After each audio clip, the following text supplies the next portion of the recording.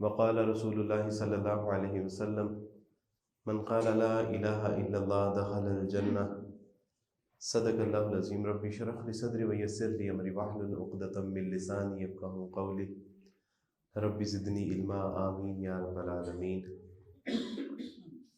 ہر طرح کی تعریف اللہ رب العزت کے لیے ہے جو رب ہے تمام جہانوں کا، اور کروڑوں درود و سلام نبی کریم صلی اللہ علیہ وسلم کی ذات اقدس پر کہ جنہوں نے بھٹکی ہوئی انسانیت کو ایک ایسا صراط مستقیم عطا کیا کہ جس پر چلنے کا انعام اللہ کے ہاں وسیع جنتیں ہیں۔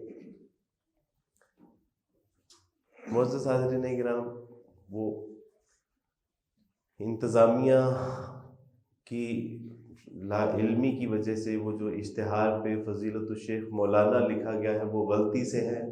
میں عالم نہیں ہوں، اللہ سبحانہ و تعالیٰ جو ہے وہ یہ غلطی معاف فرمائے۔ بعض احباب اس طرح کی چیزیں دیکھ کے وہ ایک تاثر قائم کر لیتے ہیں اور اس کے بعد پھر معاملہ آگے سے آگے بڑھتا جاتا ہے۔ جس طرح اشتہار بھی چلا، لیکن میں نے اشتہار میں بھی وضاحت کرنے کی کوشش کی، لیکن وہ ون وے تھا، اس میں کوئی ایڈمن کے علاوہ وضاحت نہیں کر سکتا تھا۔ تو بہرحال میں نے کہا کہ جو احباب آئے ہیں میں ان کے گوش گزار کر دوں۔ دوسرا یہ کہ علماء کرام کی موجودگی میں لب کشائی بہرحال ایک بڑی جرت کی بات ہے، تو میں یہ گفتگو بیان نہیں ہے، درس نہیں ہے، بلکہ احوال ہے، اور چونکہ علماء کرام یہاں پر موجود ہیں تو میں گزارش کروں گا کہ میرے ان احوال میں اگر میری کسی چیز کا، کسی پہلو کا جو ہے وہ اس کی اصلاح ہونے کی ضرورت ہے تو میری رہنمائی فرمائیں۔ میں اس لیے علماء کرام کے سامنے زبان درازی کی جرت کر رہا ہوں۔ معزز حاضرین کرام، کائنات میں اللہ سبحانہ و تعالیٰ نے حضرت انسان کو جن نعمتوں سے نوازا ہے، مشاہدہ اور تجربہ یہی ہے کہ اگر ان نعمتوں کا ہم شمار کرنا چاہیں تو ہماری زندگی کی سانسیں تو کم پڑ سکتی ہیں، لیکن اللہ کی نعمتوں کو شمار میں نہیں لایا جا سکتا، چاہے وہ آیات آفاقیہ ہوں یا آیات انفسہ ہوں۔ اور قرآن کی آیات کا بھی یہی معاملہ ہے کہ آج تک مفسرین کرام اس سے مسائل اخذ کر رہے ہیں، لیکن سیری ہے کہ ہونے کو نہیں ہو رہی۔ لیکن جب ہم دیکھتے ہیں اللہ سبحانہ و تعالیٰ کی ایک ایسی خاص نعمت جس کو نعمت اسلام بھی کہا گیا ہے، الیوم اکملت لکم دینکم واتممت علیکم نعمتی ورضیت لکم الاسلام دینا، کہ آج کے دن ہم نے تمہارے لیے تمہارا دین کامل، اکمل، مکمل کر دیا، اور تمہارے لیے دین اسلام کو پسند کر لیا۔ اللہ نے باقاعدہ طور پہ اس کو نعمت قرار دیا، وَأَتْمَمْتُ عَلَيْكُمْ نِعْمَتِي، اور اس نعمت کو تمہارے اوپر ہم نے تمام کر دیا۔ یہ نعمت آپ میں سے اکثر کو ماں کی کوکھ سے میسر آ جاتی ہے۔ ابھی آپ یہ مسلمان بچے ابھی دنیا میں بھی نہیں آتے، معوذتین پڑھ پڑھ کے ان کے اوپر جو ہے وہ دم کیا جا رہا ہوتا ہے، آتے سارے اس کے کان میں اذان اشہد اللہ الہ الا اللہ و اشہد ان محمد رسول اللہ صلی اللہ علیہ وسلم کی صدائیں گونج جاتی ہیں۔ ہوش سنبھالتا ہے تو مسجد کو شعوری زندگی میں آتا ہے تو وہ اللہ اور اس کے رسول صلی اللہ علیہ وسلم کی فرما برداری میں اپنے آپ کو پاتا ہے۔ لیکن کچھ لوگ ایسے ہوتے ہیں کہ جن کو اس کے لیے اللہ سبحانہ و تعالیٰ تگودو کرنے کی توفیق عطا فرماتے ہیں۔ فَمَن يُرِدِ اللَّهُ أَن يَهْدِيَهُ يَشْرَحْ صَدْرَهُ لِلْإِسْلَامِ، اللہ جس کو اپنے دین کے لیے پسند کرتا ہے اس کا سینہ کشادہ کرتا ہے، اور وہ پھر اللہ سبحانہ و تعالیٰ کی توفیق سے اس تلاش میں نکلتا ہے کہ صراط مستقیم کون سا ہے، ہدایت کہاں پر ہے، اللہ سبحانہ و تعالیٰ کی ناراضگی اور اللہ کی منشا کہاں پر حاصل کی جا سکتی ہے، کس طرح اللہ کی ناراضگی سے بچا جا سکتا ہے۔ میرا معاملہ بھی ایسے کہ اللہ تعالیٰ نے 18 سال زندگی کے یوں ہی گزار دیے، کھیل کود کرتے، ہلڑ بازی کرتے، گلی محلوں میں جو ہے وہ پھرتے اور کام کاج۔ 18 سال ایسے لگتا ہے جس طرح بیکار کر دی ہے۔ اور میں بہت کچھ تو نہیں جانتا تھا، لیکن کچھ میں جانتا تھا جو اللہ تعالیٰ نے ہمیں نعمتیں عطا فرما رکھی تھیں. مثلا میں جانتا تھا کہ آسمان کا کیا مقصد ہے، سورج کا کیا مقصد ہے، چاند ستارے، ہوا میں پرند چرند، بحر و بر، حجر شجر، ندی نالے چشمے، ان کا کیا مقصد ہے. میرے سامنے پھل پھول درخت ہیں، میں جانتا تھا کہ ان کا کیا مقصد ہے. اگر میں نہیں جانتا تھا تو یہ نہیں جانتا تھا کہ what is purpose of my life, میری زندگی کا کیا مقصد ہے. تو جب اللہ نے یہ دل میں بات ڈالی کہ تیری زندگی کا کیا مقصد ہے، کیا یہی سونا پینا کھانا سونا جاگنا بیوی بچے اس کے بعد انتقال، دیٹس اٹ، کہانی ختم، یہ اس کے علاوہ اللہ نے کسی مقصد کے لیے پیدا کیا ہے. اور اللہ نے ہی دل میں یہ احساس پیدا فرمایا کہ پوچھو اپنے مذہبی رہنماؤں سے. تو اپنے مذہبی رہنماؤں کی طرف رجوع کیا. میں نے عرض کی، سر I want to know what is the purpose of my life. He said, purpose of your life, that's very simple. You should die for Jesus, you should live for Jesus. میں نے کہا سر میں جاننا چاہتا ہوں میری زندگی کا کیا مقصد ہے، مجھے کیوں پیدا کیا گیا ہے. تو انہوں نے کہا کہ یہ تو بڑی سادہ سی بات ہے، تمہاری زندگی کا مقصد، تمہارا جینا مرنا مسیح علیہ الصلوۃ والسلام کے لیے ہے، اور تم نے مسیح علیہ الصلوۃ والسلام کا پیغام پوری دنیا میں پہنچانا ہے. اس نے تمہارے لیے اپنی جان صلیب پر دے کے تمہیں گناہوں سے پاک کر دیا، تمہارے اگلے پچھلے ہونے والے تمام گناہوں سے تمہیں نجات دے دی. اب اس پیغام کو دوسرے لوگوں تک پہنچانا ہے کہ جو اس پیغام سے ناآشنا ہے، جو نجات سے محروم ہے. تو میں نے عرض کی کہ سر مجھے اس کے لیے کیا کرنا ہوگا.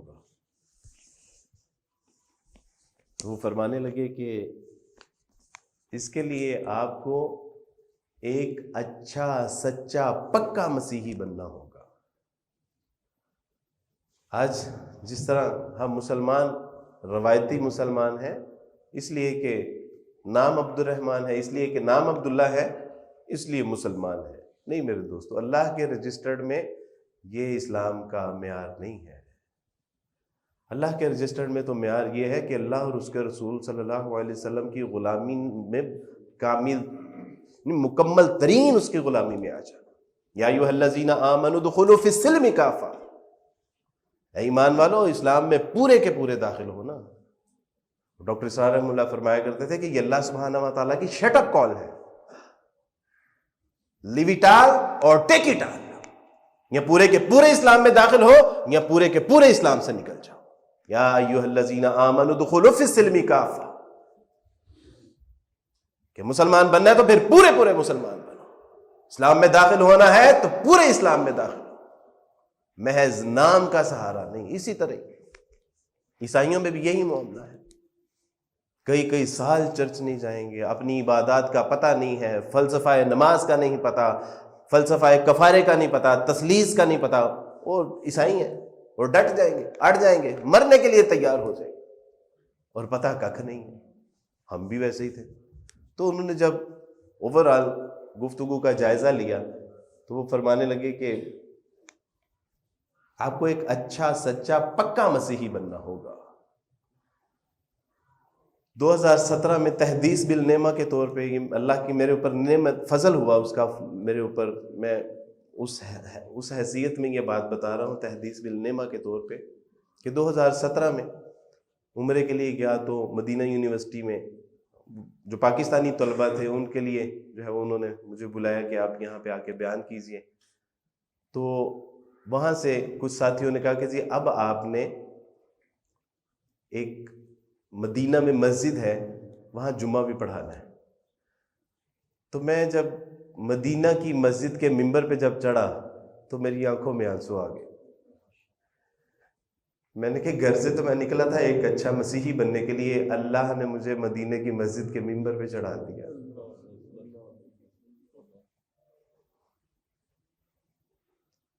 صدقے دل سے جب انسان راہ حق کی تلاش میں نکلتا ہے اور جو سب کچھ اپنے اللہ پہ چھوڑ دیتا ہے پھر اللہ اسے نہیں چھوڑتا۔ میں نے کہا کہ مجھے نہیں پتا اس کائنات کا اگر کوئی خدا ہے، کوئی آقا، خالق، مالک، رازق ہے تو مجھے وہ صراط مستقیم پہ ضرور چلائے گا۔ میں نے اس پہ چھوڑ دی اور اس نے پھر مجھے نہیں چھوڑا۔ یہ میرے اللہ کا فضل ہے۔ انہوں نے کہا کہ آپ کو ایک اچھا، سچا، پکا مسیحی بننا ہے۔ میں نے کہا اس کے لیے مجھے کیا کرنا ہوگا؟ تو انہوں نے کہا کہ اس کے لیے آپ کو مسیح علیہ الصلوۃ والسلام کی تعلیمات میں آپ کو رنگ دینا ہوگا، گویا کہ صبغۃ اللہ، کہ اللہ کا رنگ جو سب سے بہترین رنگ ہے، رنگ لو اپنے آپ کو اس میں۔ تو مجھے وہ اپنے مذہب کی تعلیمات کے مطابق کہنے لگے کہ آپ کو مسیحی تعلیمات میں اپنے آپ کو رنگ لینا ہے اور پوری دنیا میں مسیح کا پیغام پہنچانا ہے۔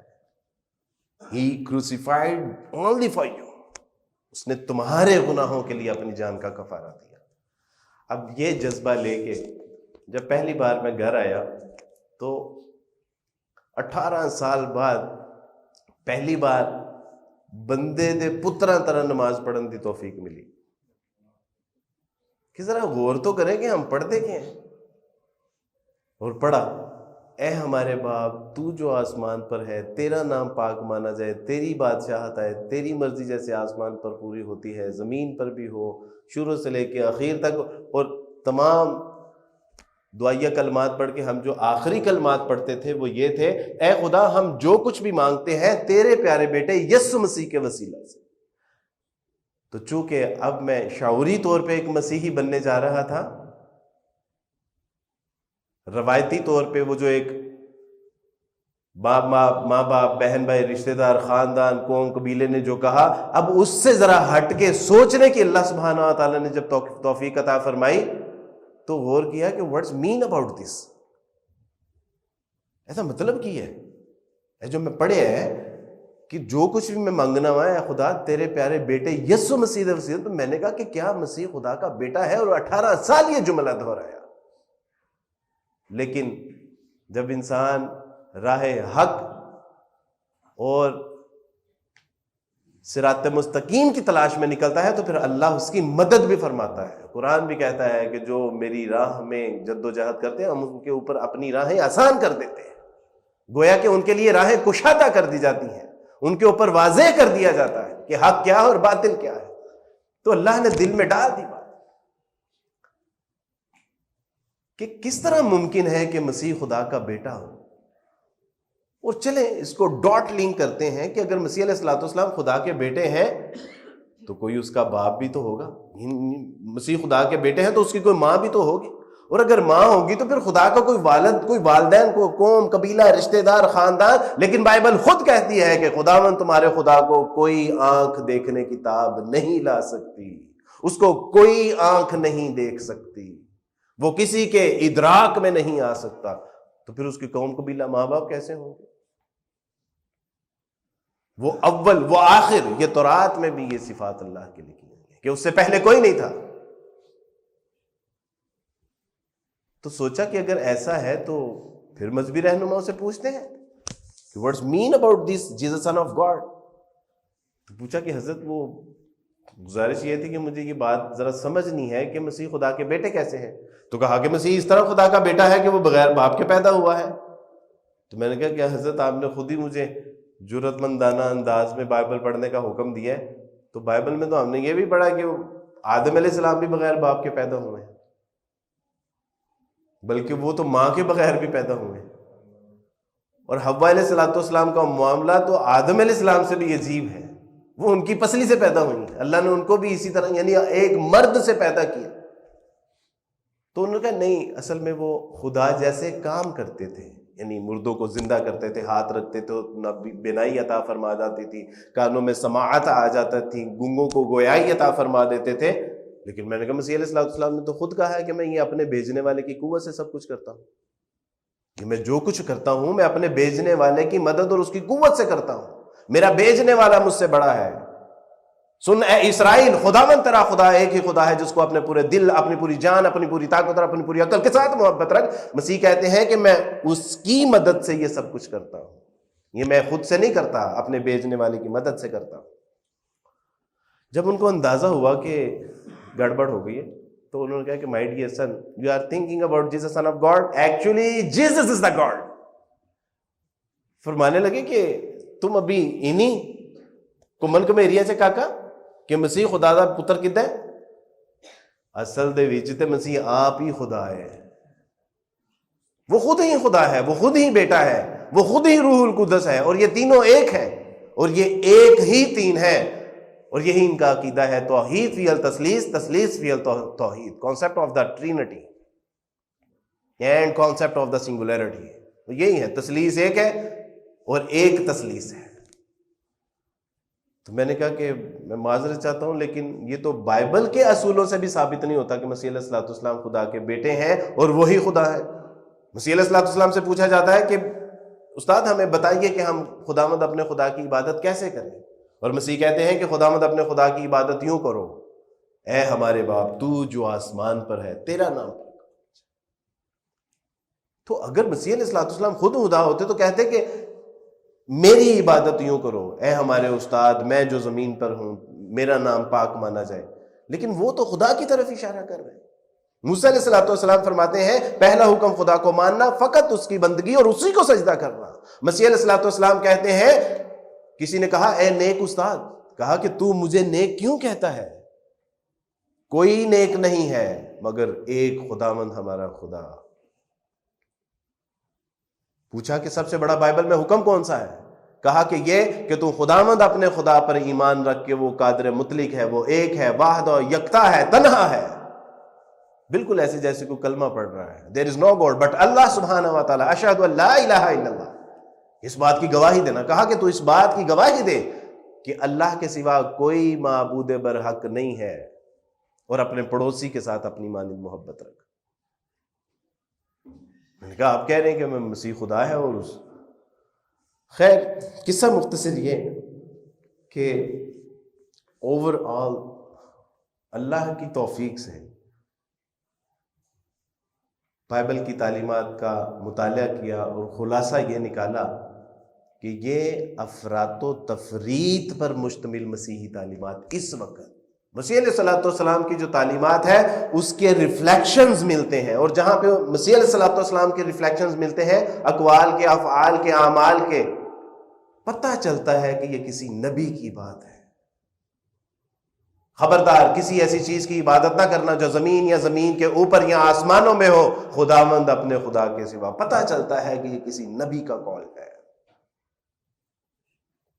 اور یہی بائبل میں لکھا ہے اسی طرح کہ وہ مسیح جو خدا نے زمین سے دنیا سے ایسی محبت رکھی کہ اس کے لیے اپنا اکلوتا بیٹا قربان کر دیا، اور مسیح ہمارے گناہوں کے لیے موا اور لعنتی بنا اور تمام گناہوں کا مستحق ٹھہرا۔ پتہ چلتا ہے کہ یہ انسانی کلام ہے، یہ مسیح علیہ الصلوۃ والسلام کا کلام نہیں ہے۔ الحمدللہ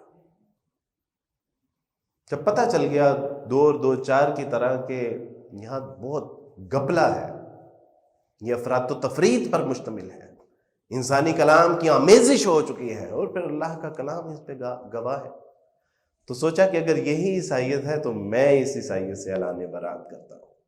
میں مسیح علیہ الصلوۃ والسلام کو بیٹا نہیں مان سکتا، مجھے سمجھ نہیں آ رہی، اور بائبل پڑھنے کا حکم آپ لوگوں نے دیا مجھے۔ میں تو 18 سال سے ایک روایتی مسیحی تھا، میں تو چل رہا تھا، مجھے چلنے دیتے آپ لوگوں نے کہا کہ بائبل کو اچھا مسیحی بننا ہے تو بائبل کو پڑھو۔ Now I am going for making my self a good Christian. اب تو میں ایک اچھا، اور الحمدللہ آج بھی میں اپنی فیملی میں عذرائے تفنن یہ کہتا ہوں کہ میں تم لوگوں سے بہتر مسیحی ہوں۔ مسیح کی تعلیمات تو ہم مانتے ہیں نا، اسلام جو احکامات ہیں وہی احکامات مسیح، تو میں کہتا ہوں تم لوگوں سے زیادہ اچھا مسیحی ہوں میں۔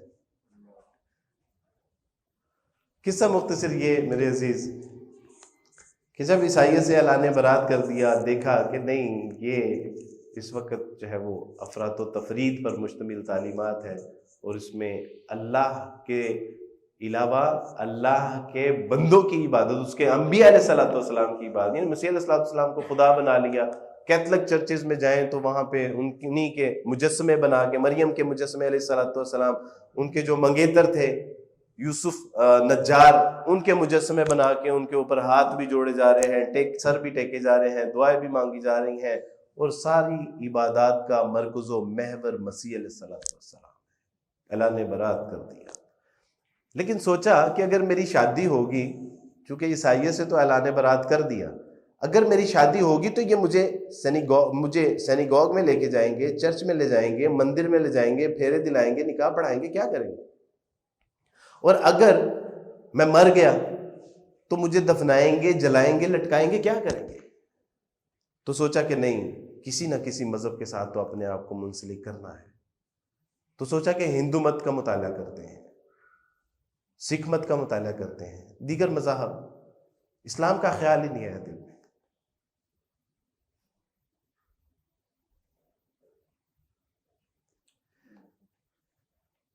کیونکہ ہم نے جو اسلام دیکھا تھا اس معاشرے میں، دوستو بڑا عجیب اسلام تھا.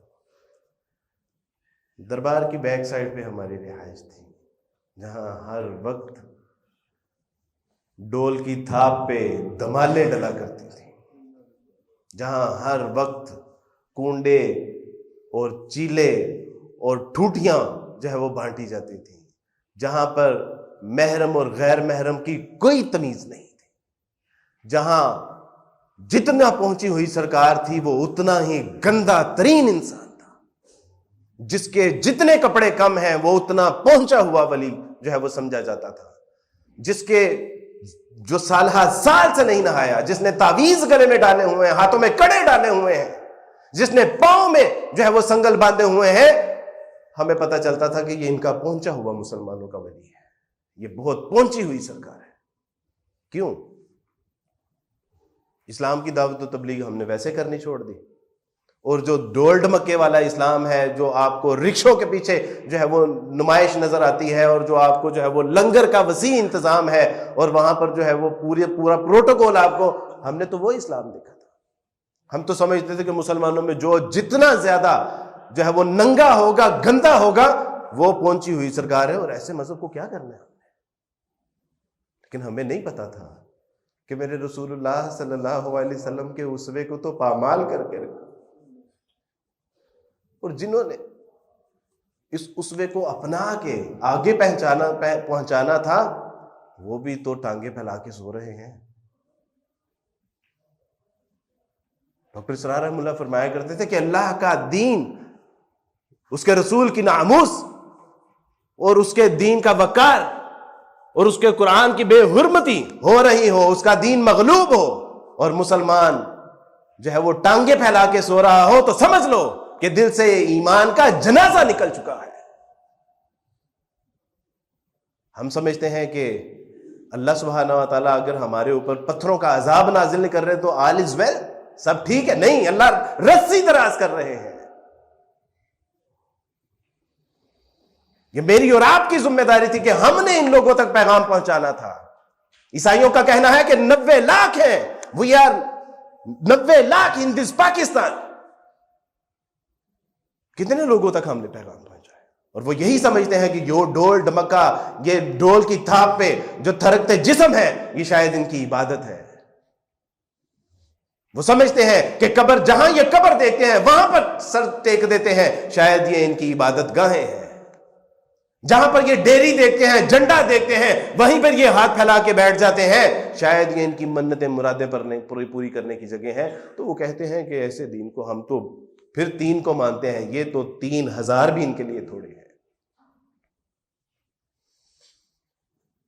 تو میں نے سوچا کہ چلے ہندو مت کا یا سکھ مت کا مطالعہ کرتے ہیں، ہو سکتا ہے کوئی صراط مستقیم کے امکانات مل جائیں. اسلام کا خیال نہیں آیا.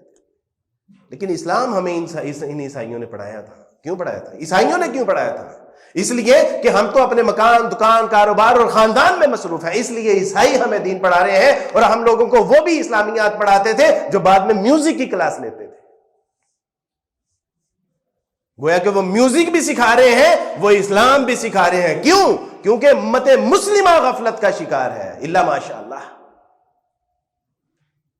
ہم نے سمجھا کہ میرا نام عبد الرحمن ہے، میرا نام عبداللہ ہے، اور میں 5 وقت کی نماز پڑھتا ہوں، ملا کو جو ہے ہند میں سجدے کی اجازت، نادان یہ سمجھتا ہے کہ اسلام ہے آزاد۔ اور جن فقیروں نے دین کی دعوت و تبلیغ کی ذمہ داری لی، مساجد کو آباد کیا، مدارس کو آباد کیا، دینی مراکز کو آباد کیا، ان کے ساتھ ہمارا سلوک کیا ہے؟ ان علماء کرام کو ہم 10 سے 15 ہزار روپے دیتے ہیں۔ کبھی ہم نے سوچا کہ ہمارے دودھ کا بل کتنا ہے؟ کبھی ہم نے دیکھا کہ ہمارا موبائل کا بل کتنا ہے؟ کبھی ہم نے دیکھا کہ ہمارے بچوں کی فیسیں کتنی ہیں؟ اور انہوں نے جن کو ہم نے پھر 10 12 15 ہزار پہ رکھا، انہوں نے تو پھر جتنے وسائل تھے اسی میں رہ کے کام کرنا تھا۔ انہوں نے تو ہمارے بچوں کو دین بھی سکھا دیا، اذانیں بھی دے دی، کلمے بھی سکھا دے، نمازیں بھی سکھا دی، قرآن بھی پڑھا دیا، اور اب یہ توقع ان سے کرتے ہیں کہ وہ پوری دنیا میں دین بھی پھیلائے؟ نہیں میرے دوستو بھائیو، ایسے نہیں چلے گا۔ تو خیال آیا کہ اسلام تو ان عیسائیوں نے ہمیں پڑھایا تھا، ان عیسائیوں نے ہمیں اسلام حضرت کیسے پڑھایا؟ ان عیسائیوں نے ہمیں کہا کہ دیر واز 5 member team، وہاں 5 لوگوں کا ایک گروہ تھا، محمد صلی اللہ علیہ وسلم، ابو بکر صدیق، ورقہ بن نوفل، خدیجہ رضی اللہ تعالیٰ عنہ اور علی رضی اللہ تعالیٰ عنہ۔ محمد صلی اللہ علیہ وسلم غار ہیرا میں جاتے، غور و فکر کرتے اور کچھ چیزیں بنا کے لے آتے۔ ورقہ بن نوفل ان کو تورات، زبور اور انجیل سے چیزیں نکال کے دیتے۔ ابو بکر صدیق رضی اللہ تعالیٰ عنہ وہ تاجر تھے اور علاقائی کہانیاں لا کے ان کو دیتے، اور یہ بیٹھ کے انہوں نے اس کو جمع و تدوین کیا اور کہا کہ دس از دا ڈیوائن گائیڈنس، یہ الہی تعلیمات کا نزول محمد صلی اللہ علیہ وسلم پہ۔ انہوں نے جب مال کو اور جائیدادوں کو اور علاقوں کو اور ملکوں کو لوٹنے کا پلان کیا تو انہوں نے کہا کہ جی اسلام پہ جہاد فرض ہے، اور انہوں نے جہاد کرنا شروع کیا، ان کی املاک کے پر قابض ہو گئے، اور جو مال لوٹ گسوٹ تھی اس کو انہوں نے جمع کیا اور آپس میں تقسیم کر دیا کہ جی یہ اللہ کی طرف سے مال غنیمت ہے۔ یہ عیسائی پڑھا رہے ہیں، اور عیسائیوں سے کیا توقع کر سکتے؟ عیسائی تو ایسے ہی پڑھائے گا۔ کہا کہ ان ظالموں نے تو ہمیں اپنا مذہب صحیح سے نہیں پڑھایا، اگر ان ظالموں نے اپنا مذہب ہمیں صحیح سے نہیں پڑھایا تو یہ اسلام کو کیوں کر ہمیں صحیح پڑھائیں گے؟ تو دل میں اللہ نے ڈال دی یہ بات، میرے اللہ نے ڈال دی۔ سچی بات ہے کہ اس عاجز کی کوئی کاوش کوشش نہیں ہے، اس کی کوئی حیثیت، کوئی اوقات نہیں ہے، میرے اللہ نے دل میں بات ڈال دی کہ ٹھیک ہے 22 کروڑ مسلمان اگر سو رہے ہیں there is no problem، ان اللہ علی کل شیء قدیر، اللہ ہر چیز پہ بھی قادر ہے۔ وہ تو چونٹیوں کی چال سے، وہ تو پتھر میں ایک کیڑے کے منہ میں پتے سے بھی لوگوں کو اللہ سبحانہ و تعالیٰ کا علم و عرفان عطا کر سکتا ہے۔ وہ تو ریڈیو کے ذریعے جو گوروں کی ایجاد ہے، وہ تو اس کے ذریعے سے بھی لوگوں کو اسلام پہنچا سکتا ہے۔ ایک امریکن خاتون نے کہا بہت ڈپریشن میں تھی، میں نے ہر قسم کا ٹریٹمنٹ کروا لیا، میں نے ہر قسم کی میڈیسن کھا لی، میں نے ہر قسم کی کتابیں پڑھ لی، لیکن تسلی نہیں ہوتی۔ ایک دن میں بیٹھی ہوئی تھی، ریڈیو کے اوپر تلاوت لگی ہوئی تھی، مجھے بہت سکون ملا، میں نے وہ تلاوت سنی، پھر اس کا ترجمہ پڑھا، پھر تفسیر پڑھی، اور جس کے اوپر نازل ہوا تھا جب اس کو پڑھا تو پھر اس کے بعد سکون قلب اللہ نے میرا مقدر بنا دیا۔ تو وہ تو گوروں کی ایجاد، ریڈیو سے بھی اللہ سبحانہ وتعالیٰ مسلمانوں کو اس کی یعنی ہماری کوئی پرواہ نہیں ہے، ہم ٹانگے پھیلا کے گھر میں سوتے رہے، اللہ کو کوئی پرواہ نہیں ہے۔ یہ تو ہماری خوش قسمتی ہے کہ اللہ کے دین کے لیے اپنے آپ کو ہم کھپا دیں، لگا دیں،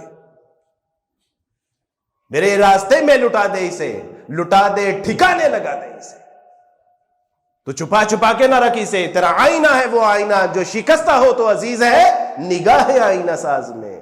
میرے دوستو یہ تو جو صلاحیتیں تھی، جو مال و متاع تھی، جو اللہ نے وقت دیا تھا، یہ تو اللہ کی راہ میں لٹا کے ہی، اقبال کہتے ہیں لٹا دے، ٹھکانے لگا دے اسے۔ سوچا کہ اسلام کو ایک خود سے ذرا مطالعہ کرتے ہیں۔ اللہ سبحانہ و تعالیٰ اس مسجد کے قاری صاحب پہ بہت لاکھوں کروڑوں رحمتیں نازل فرمائے کہ جن کی مسجد میں میرا جانا ہوا، اور میں نے ان سے عرض کی کہ مجھے ترجمے والا قرآن مجید دیجئے، تو انہوں نے کہا کہ آپ کے گھر میں نہیں ہے؟ تو میں نے کہا کہ وہ ہمارے گھر میں کیسے ہوگا، میں تو عیسائی ہوں۔ تو انہوں نے کہا کہ آپ عیسائی ہیں تو مسجد میں داخل ہو گیا، اِنَّ لِلَّهِ وَإِنَّ إِلَيْهِ راجعون۔ کم بخت تجھے بچپن سے والدین سکھا رہے ہیں کہ مسلمانوں سے کبھی قرآن، رسول، اللہ کی امہات المومنین صحابہ اکرام کی بات نہیں کرنی، 295C لگے گی، ساری زندگی صلاحوں کے پیچھے سڑتے رہو گے۔ تو میں نے وہاں سے نکلنے میں عافیت محسوس کی، گویا کہ تیرے بڑے کوچے سے، بڑے بے آبرو ہو کے تیرے کوچے سے ہم نکلیں گے مصداق۔ تو جب گئے تو دل میں یہ عہد کر لیا کہ قرآن کو پڑھنا ضرور ہے۔ دیکھتے ہیں کہ اس میں کیا سازشیں ہیں جو ہمارے خلاف ہیں، یہ ہم اتنے چھوت، اتنے پلید، اتنے گھٹیا قسم کے ہیں۔ ادھر ہندو جو ہیں وہ اچھوت لوگوں کو ہاتھ نہیں لگانے دیتے، گیتا کو، رامائن کو، اور ادھر مسلمان عیسائیوں کو ہاتھ نہیں لگانے دیتے۔ تو کیا آخر اس میں راز ہے؟ دوست سے کہا کہ بھائی کسی کو بتانا نا، قرآن مجید چاہیے۔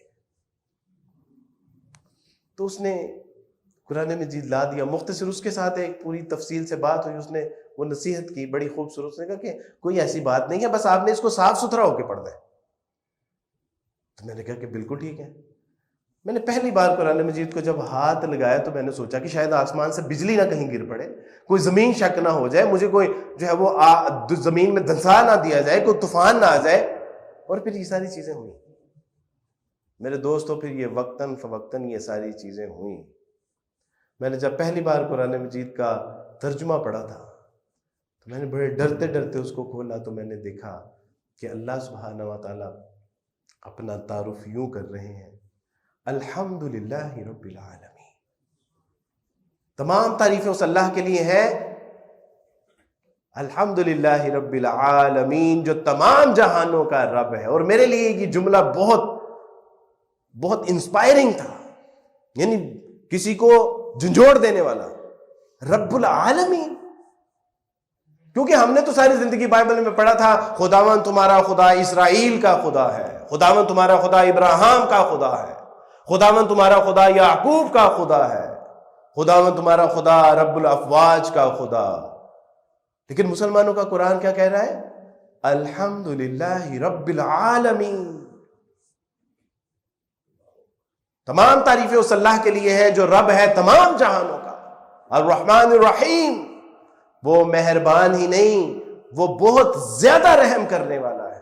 اے میرے بندے، اس کا رحمان ہونا تجھے کہیں جو ہے وہ غفلت میں مبتلا نہ کر دے، کہیں تو شتر بے مہار نہ بن جائے۔ اس لیے یاد رکھنا، مالک یوم الدین، وہ مہربان اور نہایت رحم کرنے والا ہی نہیں، بلکہ وہ ایک ایسے دن کا مالک بھی ہے کہ جس دن چھوٹی سی چھوٹی نیکی اور چھوٹے سے چھوٹے گناہ کا حساب کتاب کر کے چپٹا کر دیا جائے گا، اور اس دن کوئی نہ چھڑانے والا ہوگا نہ کوئی بچانے والا ہوگا۔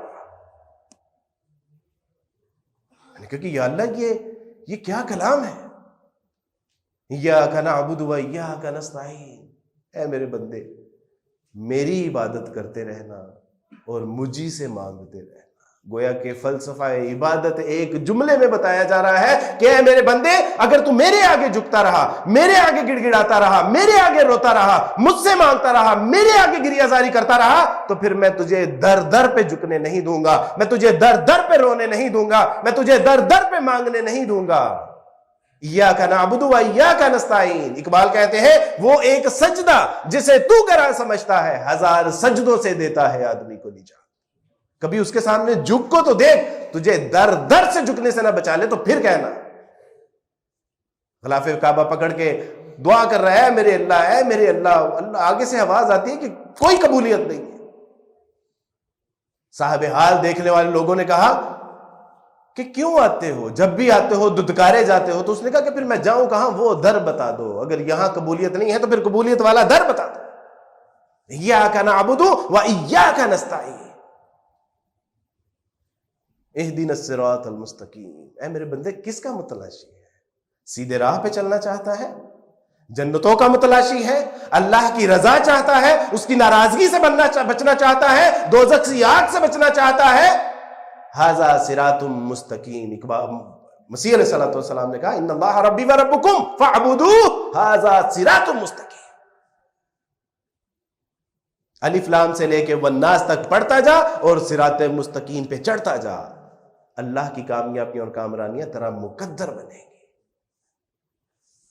کہ یا اللہ عجیب کلام، میں نے کہا کہ یہ وہی کلام نہیں ہے جس طرح تورات زبور انجیل تھی، وہ بھی تو اللہ کا کلام ہی تھا، لیکن ان کا حال کیا ہو، ثمنن قلیلا، چند پیسوں کی خاطر ان میں بڑھا دی گئی چیزیں، گھٹا دی گئی چیزیں۔ تو میں نے کہا کہ اسی طرح یہ کلام، تو کلام قرآن نے کہا کہ نہیں، الف لام میم ذالک الکتاب لا ریب فیہ ھدی للمتقین، الف لام میم یہ وہ کتاب ہے کہ جس میں شک شبہ نہیں، شک شبے کا شائبہ بھی نہیں ہے۔ ان کنتم فی ریب مما نزلنا علی عبدنا فأتوا بسورۃ من مثلہ، اگر تمہیں شک ہے اس کتاب کے بارے میں جو ہم نے اپنے بندے محمد پہ نازل کی ہے، تو ایسے کرو کہ پھر اس جیسی ایک صورت ہی لے آؤ، اور اگر تم نہ کر سکو اور ہرگز نہیں کر سکتے تو پھر ڈرنا چاہیے تمہیں اللہ کے شدید ترین عذاب سے کہ یا اللہ یہ مسلمان ہمیں اس کو ہاتھ لگانے سے کیوں روکتے ہیں؟ کہ تو آپ کہہ رہے ہیں کہ یہ کلام ان لوگوں کے لیے ہے جو اللہ سے ڈرنے والے ہیں، جو متقین ہیں، جو اس کی رضا جوئی کے لیے اپنے آپ کو وقف کرنا چاہتے ہیں، جو اس کی ناراضگی سے بچنا چاہتے ہیں۔ یہ مسلمان کہتے ہیں کہ تم ہاتھ نہیں لگا سکتے۔ پوچھا کہ میرے رب کا اور تعارف کیا ہے؟ تو اللہ نے فرمایا قرآن مجید کے ذریعے، اللہ لا الہ الا هو الحی القیوم، تمہارا الہ تو وہ اللہ ہے جو زندہ اور جاوید ہے اور ہمیشہ تک رہنے والا ہے۔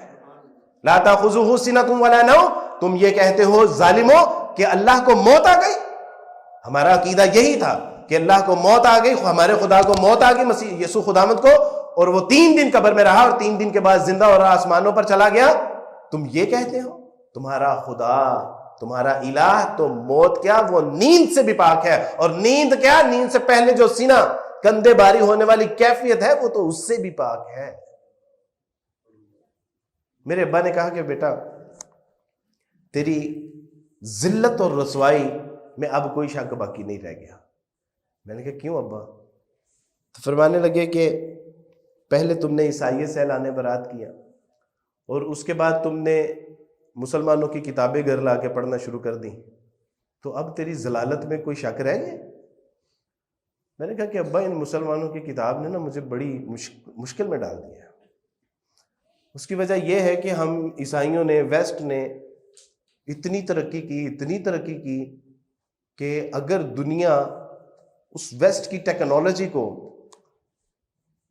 اگر اس تک پہنچنا چاہے تو وہ مزید 500-700 سال آگے جا چکے ہوں گے۔ یہ سید قطب کا جملہ ہے کہ میں نے جب ویسٹ کا ایجوکیشن پوائنٹ آف ویو سے جب میں نے اس کا مطالعہ کیا تو کہتے کہ میں نے سوچا کہ جب تک ہم یہاں تک پہنچیں گے یہ ہم سے 1400 سال آگے جا چکے ہوں گے، وہ اتنی تیزی سے ترقی کر رہے ہیں۔ تو میں نے کہا کہ ابا ہم نے اتنی ترقی کی کہ مسلمان بھی اس کے معترف ہیں، لیکن یہ ان کی کتاب نے مجھے مشکل میں ڈال دیا ہے۔ یہ کہتے ہیں کہ محمد صلی اللہ علیہ وسلم آپ کہہ دیجئے، جو لوگ آپ سے پوچھتے ہیں آپ کے رب کے بارے میں، قل هو اللہ احد، آپ کہہ دیجئے کہ وہ واحدہ و یکتا ہے، وہ تنہا ہے، وہ اکیلا ہے، اللہ الصمد، وہ بے نیاز ہے، بلکہ ہر چیز اس کی محتاج ہے، وہ کسی چیز کا محتاج نہیں ہے۔ لم یلد ولم یولد، نہ وہ کسی سے پیدا ہوا ہے نہ اس سے کوئی پیدا ہوا ہے۔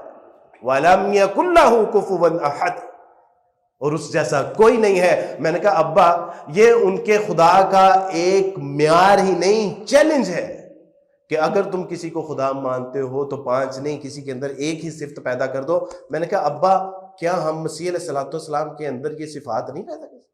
ہم نے تو علوم و فنون کے دریا بہا دیے، ہم نے تو سائنس اور ٹیکنالوجی، چاند، اب چاند سے بھی آگے جا رہے ہیں، تو مسیح علیہ السلام میں اس جیسی کوئی ایک صفت بھی نہیں پیدا کر سکتے کہ مسیح علیہ السلام کو واحدہ و یکتا ثابت کر دے، اس کو کسی چیز سے بے نیاز ثابت کر دیں، یہ ثابت کر دیں کہ وہ پیدا نہیں ہوا۔ ہم تو یہ پیدا کرنا تو دور، ہم تو اس کا مرنا بھی ثابت کر رہے ہیں۔ اگر وہ خدا تھا تو موت کیسی، اور اگر وہ خدا تھا تو موت آنی نہیں چاہیے تھی، اور اگر وہ خدا تھا تو کیا مریم علیہ السلام کے جسم کے بطن میں وہ پرورش پاتے، وہاں مجسم ہوتے؟ کیا خدا کو یہ شایان نشان ہے؟ ان کی ختنے ہوئے، کیا خدا کے ختنے ہو سکتے ہیں؟ مسیح کو بھوک لگی، مسیح نے ناتوانی محسوس کی، مسیح علیہ السلام کے جسم میں برچھا مارا گیا، مسیح علیہ السلام نے پانی طلب کیا، مسیح علیہ السلام کے منہ پہ انہوں نے تماچے مارے یہودیوں نے۔ کیا خدا کے شایان نشان ہے؟ تو میں نے کہا کہ ابا اگر نہیں تو پھر مجھے جانے دیجیے، پھر مجھے میرا اللہ مل گیا ہے، مجھے وہ رب مل گیا جس نے مجھے اس کائنات میں بھیجا تھا اور کس مقصد کے لیے بھیجا تھا، وَمَا خَلَقْتُ الْجِنَّ وَالْإِنسَ إِلَّا لِيَعْبُدُونَ۔ ابا پتہ چل گیا کہ مجھے اللہ نے کیوں پیدا کیا تھا، اور اللہ سبحانہ و تعالیٰ کی توفیق سے یہ آج کا قصہ نہیں ہے، یہ 1443 سال سے زبانیں گنگ پڑی ہیں، حوصلے پست ہیں، کسی کی جرت ہمت نہیں ہے کہ قرآن کے اس وہ چیلنج کا جواب دے سکے۔ اور اللہ کا شکر ہے، اللہ سبحانہ و تعالیٰ نے اس قرآن کی حفاظت فرمائی، اس قرآن کو ہمارے لیے اعزاز بنایا، اعجاز بنایا۔ وہ زمانے میں معزز تھا مسلمان ہو کر، اور ہم خوار ہوئے تارک قرآن، اور ہمیں کہا جا رہا ہے یہ جو زمانوں کے لیے ہدایت تھی اللہ سبحانہ و تعالیٰ کی طرف سے، ہم نے کہا کہ آپ اس کو ہاتھ نہیں لگا سکتے۔ اقبال نے کہا کہ اگر مجھے زبان کھولنے کی اجازت دو تو وہ یہ ہے کہ یہ کتاب نہیں ہے، فاش گویم آنچ در دل مزمرست این کتابیں نیست چیزیں دیگرست۔ اگر مجھے اجازت دو اپنی زبان کھولنے کی تو وہ یہ ہے کہ یہ کتاب نہیں ہے، دس از اینی ادر تھنگ، یہ کوئی اور ہی چیز ہے، مثل حق میں ہم عام پیداست نہیں، یہ تو ذاتی باری تعالیٰ کی تجلی کی مانند ہے، کیونکہ اللہ اپنی تجلی پہاڑ پر ڈالتے ہیں تو وہ ریزہ ریزہ ہو جاتی ہے، دبتی ہے، پھٹتی ہے، ریزہ ریزہ ہو جاتی ہے۔ اور قرآن کے بارے میں اللہ سبحانہ وتعالیٰ فرماتے ہیں لو انزلنا هذا القرآن على جبل لرأيته خاشعا متصدعا من خشیۃ اللہ، کہ اگر اس قرآن کو ہم کسی پہاڑ پہ نازل کرتے تو دبتا پھٹتا ریزہ ریزہ ہو جاتا۔ اقبال کہتے ہیں یہ تو ذاتی باری تعالیٰ کی تجلی کی مانند ہے، اور اس سے باتیں کرو تو یہ باتوں کا جواب بھی دیتی ہے۔ کبھی پوچھ تو صحیح مسلمان اس سے اپنے مسائل، کبھی پوچھ تو صحیح اللہ کی رضا جوئی کے معاملات، کبھی پوچھ تو صحیح دوزخ سے نجات کا نسخہ، کبھی پوچھ تو صحیح اپنے کاروبار کے حلال اور حرام، کبھی پوچھ تو صحیح کہ تیرے شادی بیاہ کیسے ہونے چاہیے، کبھی پوچھ تو صحیح کہ تیری اموات کیسے ہونی چاہیے، کبھی پوچھ تو صحیح کہ تیرا مال کا مصرف کیا ہونا چاہیے، کبھی پوچھ تو صحیح کہ تیرا وقت، تیری جان، تیرا مال، تیری اولاد تیرے لیے کیا ہے، یہ فطرہ ہے یا نعمتیں ہیں کہ جس کو پال رہا ہے، جس کو کھلا رہا ہے، اور یہی کل کو تیرے خلاف گواہی دیں گی۔ پھر عبد القادر جیلانی رحمہ اللہ فرماتے ہیں مکان بنا تو رہا ہے، اس میں رہیں گے کوئی اور حساب تو دے گا۔ کبھی پوچھ تو صحیح کہ اللہ سبحانہ و تعالیٰ سے مجھے کتنا دنیا میں رہنا ہے، یہاں کی انویسٹمنٹ کتنی ہونی چاہیے، یا اس کے علاوہ مجھے کبھی پوچھے تو صحیح۔ اور یہ اقبال کہتے ہیں کہ پوچھ اس سے، یہ تجھے اس باتوں کا جواب بھی دے گا۔ مثل حق بن ہم ہم پیداست نہیں، زندہ و پائندہ و گویاست نہیں، چون بجا در رفت جہاں دیگر شوید، جہاں چو دیگر شد جہاں دیگر شوید۔ اس قرآن کا ایک کمال یہ بھی ہے کہ جب انسان کے اندر داخل ہوتی ہے تو اندر کی دنیا تبدیل کر دیتی ہے، اور جب اندر کی دنیا تبدیل کر دیتی ہے تو پھر باہر کی دنیا بھی تبدیل کر دیتی ہے۔ وہ بجلی کا کڑکا تھا یا صوت ہادی، عرب کی زمین جس نے ساری ہلا دی، اتر کر ہیرا سے سوئے قوم آیا اور ایک نسخہ کیمیا ساتھ لایا۔ آج اس نسخہ کیمیا کے ساتھ ہم نے جو زیادتی کی ہے اس کی ذلت اور رسوائی کا آج یہ عالم ہے کہ 57 کنٹریز، مسلم کنٹریز، اور آج ہم جاگ کی طرح سمندر کے پانی کے اوپر جاگ کی طرح ہماری حالت ہے۔ ہماری خواتین کے پستان کاٹ کے ان کے ڈھیر بنائے جاتے ہیں، ہمارے بچوں کو کاٹا جاتا ہے، ہمارے بوڑھوں کو روندا جاتا ہے، ہمارے جوانوں کو وہ شہید کیا جاتا ہے، اور آج ہم اس بات کا تذکرہ کرنا بھی اپنے لیے ہم وہ خوف کا باعث محسوس کر رہے ہیں۔ کیوں؟ کہ اس کتاب اللہ کو چھوڑ دیا۔ رسول اللہ صلی اللہ علیہ وسلم فرمایا کہ دیکھو اس قرآن کو اپنے سینوں کی ڈال بنانا، اپنے گردن کا سر کا تکیہ نہ بنانا، اور ہم نے اس کو سر کا تکیہ بنایا۔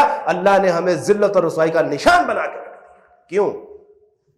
کہ اس کتاب اللہ کو ہم نے پڑھنا تھا، سمجھنا تھا، اس پہ ایمان تو ہے کہ یہ اللہ کی کتاب ہے، لیکن پڑھنا تھا نہیں پڑھا، سمجھنا تھا نہیں سمجھا، عمل کرنا تھا نہیں کیا، آگے پہنچانا تھا نہیں کیا۔ اللہ سبحانہ و تعالیٰ نے بھی وہ 10 نمبر والی ہمیں عزت دی دنیا میں۔ تو میرے دوستو، بھائیو، بزرگوں، مختصر یہ کہ اللہ سبحانہ و تعالیٰ کا قرآن پڑھا، رسول اللہ صلی اللہ علیہ وسلم کی سیرت کا مطالعہ کیا، اور اس کے بعد روز روشن کی طرح بات واضح ہو گئی کہ اس کائنات میں اگر اللہ کے رسول صلی اللہ علیہ وسلم کو نبی نہیں تسلیم کیا جا رہا تو پھر اس کا مطلب ہے کہ اس کائنات نے کبھی کسی رسول کو دیکھا ہی نہیں. یعنی کہ رسول اللہ صلی اللہ علیہ وسلم جن کی ابراہیم بھی بشارت دے رہے ہیں، یعقوب علیہ السلام بھی بشارت دے رہے ہیں، یوسف، موسیٰ، عیسیٰ سارے بشارت دے رہے ہیں، اور اگر پھر بھی ہمیں سمجھ نہیں آ رہی کہ محمد ہمارے نبی آخری خاتم النبیین ہے. مسیح علیہ الصلوۃ والسلام نے فرمایا کہ میں خدا سے دعا کروں گا تمہارے مددگار کے لیے کہ جو ابد تک تمہارے ساتھ رہے گا. اس سے پتہ چلتا ہے کہ رسول اللہ صلی اللہ علیہ وسلم کے بعد کوئی نبی نہیں ہے. مسیح علیہ الصلوۃ والسلام نے فرمایا کہ وہ جس کے آنے کا میں تمہیں بتا رہا ہوں وہ کونے کا پتھر ہے. گویا کہ ایک محل تیار ہو چکا ہے، صرف ایک اینٹ باقی ہے. مسیح علیہ الصلوۃ والسلام نے فرمایا، بائبل میں موجود ہے، کہ وہ کونے کا پتھر کہلائے گا، دا فائنل سٹون. اب پوری اور یہ حدیث بھی ہے. تو میرے دوستو، بھائی بزرگوں، رسول اللہ صلی اللہ علیہ وسلم کی سیرت پڑھی، قرآن پڑھا، اور اس کے بعد اللہ سبحانہ وتعالیٰ نے شرح صدر عطا فرما دیا کہ اس کائنات میں آسان ترین فلسفہ توحید ہے جو اسلام پیش کرتا ہے. اللہ کو سمجھنا ہے تو دو چار کی طرح جو عقیدہ اسلام دیتا ہے اس کائنات کا سب سے بہترین عقیدہ ہے. یہ کتاب نہ صرف دنیا میں کامیابی اور کامرانی بلکہ آخرت کے لیے بھی کامرانی کی final Testament, last and final Testament, the complete constitution for the humanity. اور محمد صلی اللہ علیہ وسلم میری آل اولاد قربان رسول اللہ پہ، کہ جنہوں نے باتھ روم سے لے کے ریاست کے مسائل تک ہمیں بتا دیا اور عمل کر کے دکھا دیا. تو اللہ سبحانہ وتعالیٰ کی توفیق سے جمعے کا دن تھا. then I was in Dubai. اس وقت میں دبئی میں ہوتا تھا، اور اللہ کی توفیق سے جمعے کے دن جو ہے وہ کلمہ پڑھا، اشہد ان لا الہ الا اللہ واشہد ان محمد رسول اللہ، اور اسلام میں داخل ہو گیا. اللہ سبحانہ وتعالیٰ سے دعا ہے کہ اللہ سبحانہ وتعالیٰ اس کلمے پہ زندہ رکھیں، اس کلمے پہ موت عطا فرمائے. ایک پیغام، چند دن پہلے ایک بچی نے اسلام قبول کیا، 25 سال کی نوجوان بچی، پڑھی لکھی. جب میں نے اس کی ڈگریز دیکھی تو میں نے کہا کہ عبدالوارث تو نے کیا پڑھا ہے؟ یہ پڑھی لکھی ہے. اور مجھے اس پہ فخر ہوا کہ الحمدللہ پڑھے لکھے لوگ بھی اللہ کے دین میں، الحمدللہ. تو میں نے جب اس کو دیکھا تو میں نے بات چیت کے دوران میں نے اس سے کہا کہ میرے بچے کوئی ہم مسلمانوں کو نصیحت کرنا چاہیں گے؟ تو اس نے کہا کہ بس میرا مسلمانوں سے یہ پیغام ہے کہ جو نعمت اسلام مفت میں مل گئی ہے نا، اس کی قدر کرنی سیکھیں.